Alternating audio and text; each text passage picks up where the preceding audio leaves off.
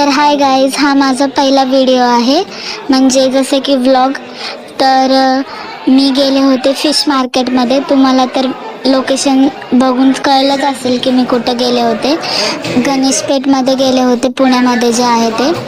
इथे तुम्हाला माहीत आहे सगळ्यात स्वस्त मासे इथे भेटतात. तर आम्हीही गेलो होतो तिथे मासे घ्यायला. तिथं आम्ही सुरमई घेतल्यानंतर आम्ही तिथे बांगडा देखील घेतला. बांगडा एवढा स्वस्त होता, सुरमईही स्वस्त होती. आणि इकडे तुम्ही 1 किलोच्या वर मासे 1 किलोपर्यंत मासे घेऊ शकता. त्याच्या खाली नाही, रिजनेबल रेटमध्ये तुम्हाला भेटणार नाही. जर घ्यायचं असेल तर तुम्ही 1 किलोमध्ये घ्या. आणि सगळे मासे आम्हाला एकदम फ्रेश आणि छान भेटले.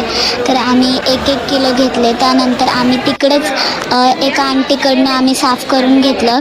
ते एवढे चांगले होते, त्यांनी एवढं चांगलं आम्हाला साफ करून दिलं. त्या काकूंच्या हाताला लागलं होतं, तरी पण त्यांनी आम्हाला साफ करून दिलं. आणि ते एकच गोष्ट बोलत होते की नाही का, म्हणजे त्यांना आम्ही विचारलं तुमच्या हाताला लागलं तरी तुम्ही काम कसं करता. तर ते बोलले की काम केल्याशिवाय पैसे येणार कुठून.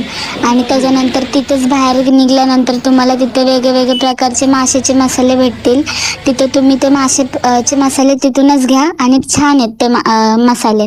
त्यानंतर त्या आउटसाईडला पण तिकडे बाजार लागतो. ट्रॅफिक खूप जास्त असते तिकडं, म्हणून शक्यतो लवकर जावा. आम्ही गेलो होतो. त्यानंतर आम्ही घरी आल्यानंतर आम्ही सगळे मासे छान धुवून घेतले.